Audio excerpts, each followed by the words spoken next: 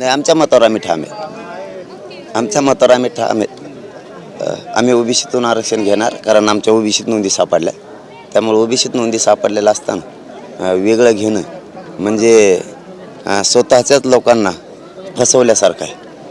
कारण ज्यांच्या नोंदी 50-50, 60-60 लाख सापडल्या, हा मराठा समाज आरक्षणात आहे. त्याला ते हक्काचं ओबीसीचं आरक्षण सोडून दुसरं ताट देणं म्हणजे समाजाची फसवणूक करणे, आणि ते मराठा समाजाकडून शक्य नाही. आमची मागणी ओबीसी आरक्षणात आहे, त्यावर ते आम्ही मात्र ठाम आहेत. त्यांनी मराठा समाजासोबत राहावं, पहिल्या दिवशी ते होते. आम्हाला मात्र एवढीच अपेक्षा आहे आणि विनंती पण आहे त्यांना. त्याच्या काय कामाची कोणती पावती? नाही, मला नाही कळालं कामाची म्हणजे.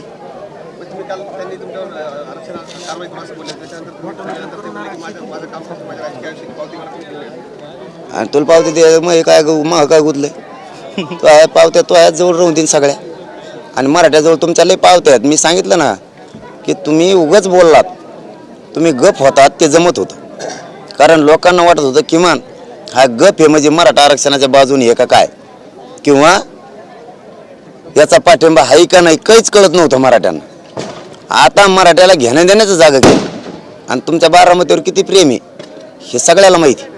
पण तुमच्या पोटातलं वटावर आलं, आणि तुमच्या जी पूर्वीपासूनची सवय आहे तुम्हाला मराठ्यांची वाटोळं करायची, ती तुम्ही पुन्हा एकदा सिद्ध करून दाखवली. तुम्हीच छगन भुजबळला मराठ्याच्या अंगावर सोडलेलं आहे, दुसरं कोणीच नाही सोडलं. तुमच्या कालच्या बोलण्यावर सिद्ध व्हायला लागलं की छगन भुजबळ हे तुम्हीच मराठ्याच्या अंगावर सोडलेला आहे. हिंडा त्याच्या गळ्यात हात टाकून मराठे टायमाला हिशोब करतील. धन्यवाद. हां, ते मलाही सांगायचं होतं त्या दिवसापासून की मी मराठा समाजाला पाठीमागं आवाहन केलं होतं कार्यक्रमाच्या वेळेस. सामान्य मराठ्यांनी रुपया गोळा केलेला आहे, त्यातून ते कार्यक्रम झालेले.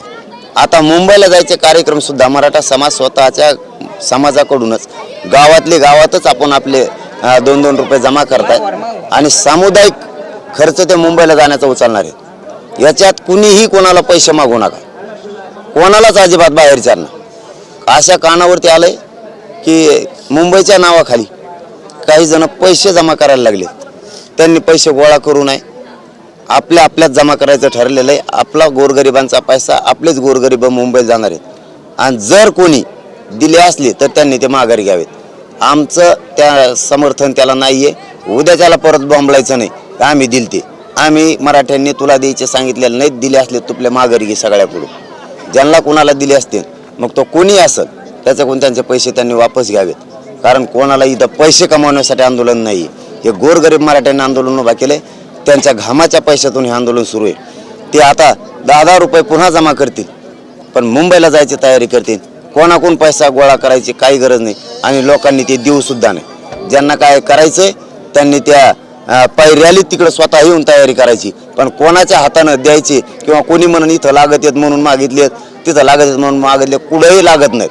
आम्हाला रस्त्याने सुद्धा कुठंच पैसे लागत नाही. काही कारणं सांगतील, काही जेवायचं सांगतील, जेवायचं सुद्धा आम्ही आमचं घ्यायला लागलो.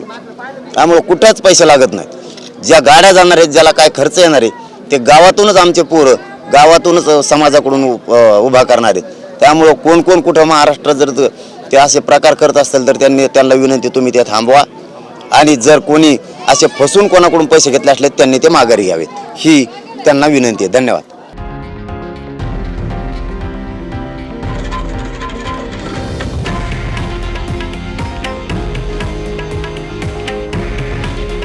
हे आहे देशातील नंबर 1 न्यूज नेटवर्क, आणि आपण पाहत आहात TV9 मराठी. काळजी तुमची, हित महाराष्ट्राचं.